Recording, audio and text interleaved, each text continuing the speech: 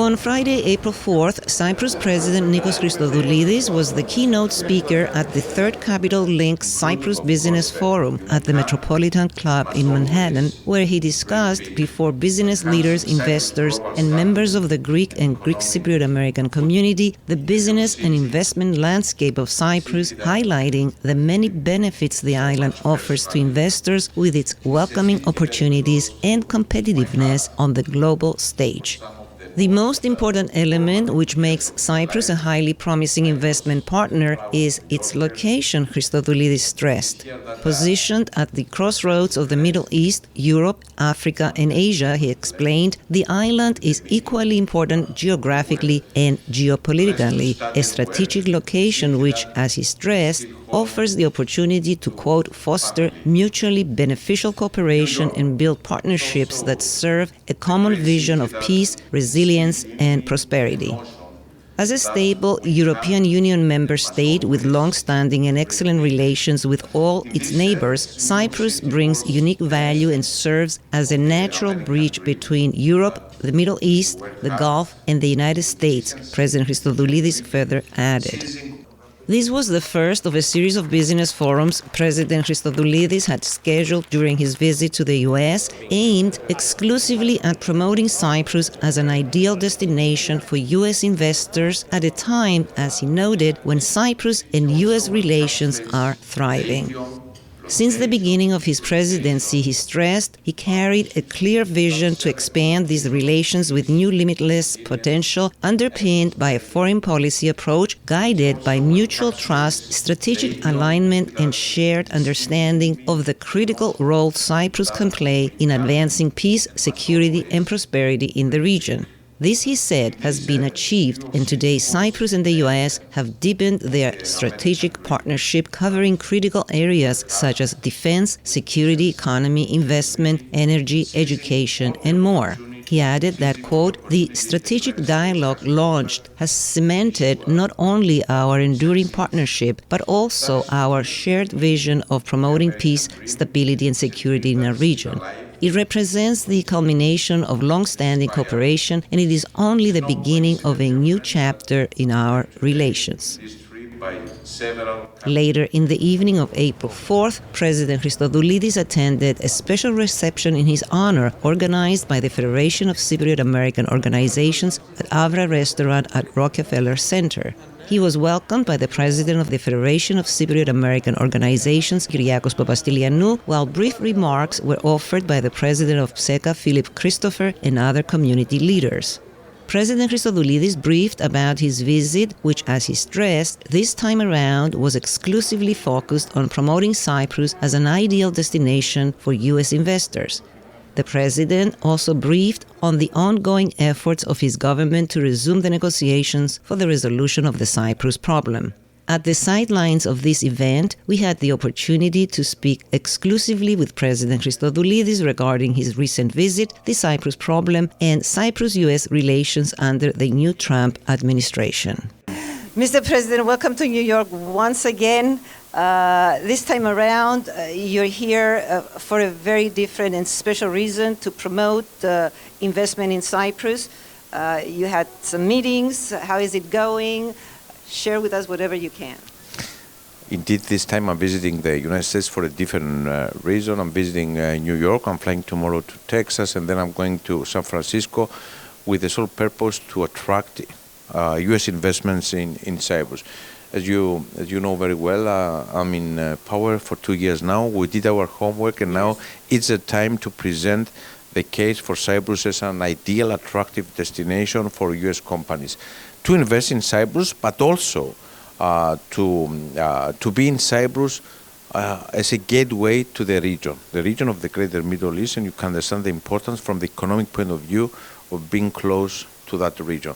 So that is why I'm visiting the United States together with a number of ministers in attracting investment, mainly in the sectors of technology. Technology is a flourishing sector in our economy. is almost 13% of our GDP. And of course, energy, you know very well that U.S. energy giants are in our exclusive economic zone, Chevron, ExxonMobil, and that is why tomorrow I'm flying to Texas. Right. And of course, this morning you addressed the Capital Link Forum, where you stressed why Cyprus is such an important destination. You improved and with a speedy process, investments. What can you share with us about that? First of all, we have a package of incentives in order to attract foreign investors in Cyprus. But investing in Cyprus is like investing in the European Union. You have access to a huge market, and at the same time, you're part of the region. And you know very well the excellent relations, political relations that Cyprus has with all its neighboring countries. So, without any, if you want, exaggeration, Cyprus is the ideal place now in order to invest. And let me mention that we have for 2024 a growth rate of 3.4%, one of the highest in the Eurozone.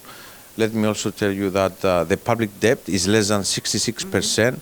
The unemployment rate is less than 5%. We're in the conditions of full employment, and that is why recently Cyprus, after 13 years, was upgraded from all international rating agencies to the category A.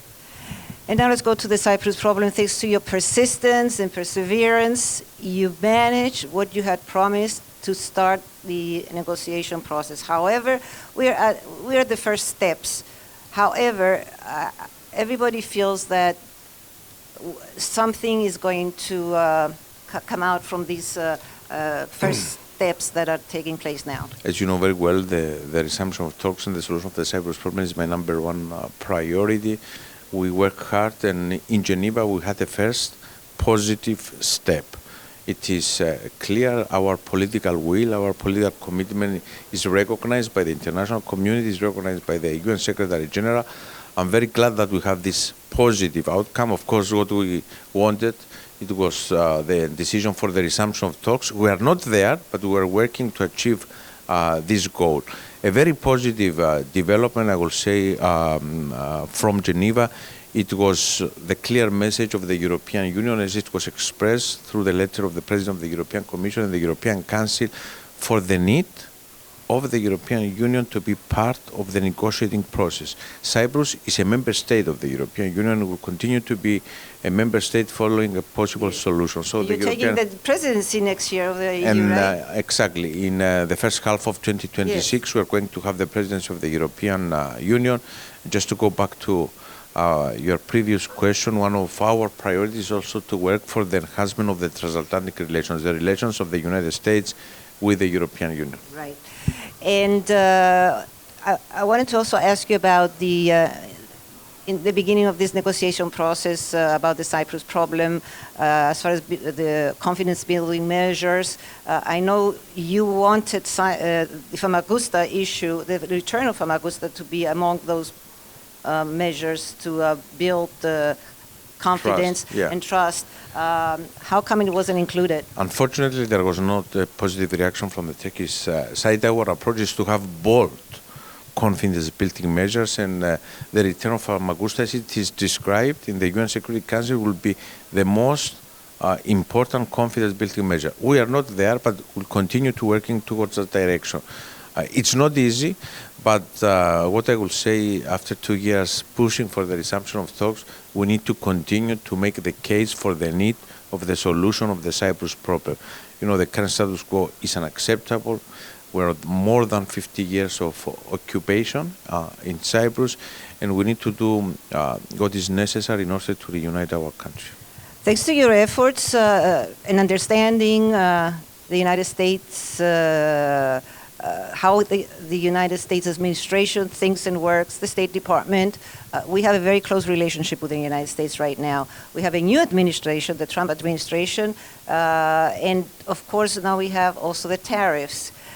How is that affecting Cyprus, and what role can Cyprus play as far as the European Union and this negotiation process about the tariffs? Let me say, first of all, that having in mind the latest developments in our relationship with the United States, and I'm talking about the bilateral relationship, is based on very solid foundations, and I'm sure that we will continue working with the new administration in order to enhance even more this relationship, which today is at the level of a strategic relationship. Concerning the issue of tariff, I think we need to discuss. We are partners. And I'm positive that if we sit in the same table and start discussing all those issues, those concerns, doesn't mean that we agree, but I think through dialogue is the best way to find a common solution in this issue for the benefit, first of all, of the United States, of the European Union, of our peoples. How much is Cyprus affected with these tariffs? We are not affected so much. We have some products that we are exporting in the United States, like halloumi and some other products. But I think we didn't reach yet the landing zone. Let's wait to see what will be the outcome of the discussions, of the negotiation, and I'm positive that we can reach a win-win situation. And finally, a special message for AKTINA TV viewers. Just to once again to thank you for all you're doing for Cyprus, for Greece, for Hellenes. You are doing an amazing job, and it is always a great pleasure for me to talk with you when I am in the United States. Thank you very much, and we wish you the very best with health, strength, and perseverance, as always. Thank you very much. Thanks for everything. Κυριάκο, συγχαρητήρια. Είχατε μια πολύ επικοδομητική συναισθίαση με τον πρόεδρο της Κύπρου, τον κύριο Χριστοδουλίδη, εδώ στο Μανχάταν. Μας έκαμε έτσι μια ενημέρωση off the record, αλλά έτσι θα ήθελα και εσύ να μου πεις δύο λόγια, έτσι πώς αισθάνεσαι που η Ομοσπονδία έτσι πάντοτε είναι μέσα στις προτεραιότητες του πρόεδρου όταν έρχεται στην Νέα Υόρκη. Βεβαίως. Και καλή παρατήρηση. Πραγματικά ο πρόεδρος, ο εκάστοτε πρόεδρος, μπορώ να πω, πάντοτε η Ομοσπονδία, η ομογένεια, διότι η Ομοσπονδία είναι η ομογένεια, τα σωματεία μας, είναι στην προτεραιότητά του και βρίσκει τον χρόνο πάντοτε να δει όλους τους ομογενείς και να μας μιλήσει για τις εξελίξεις του Κυπριακού, για την οικονομία.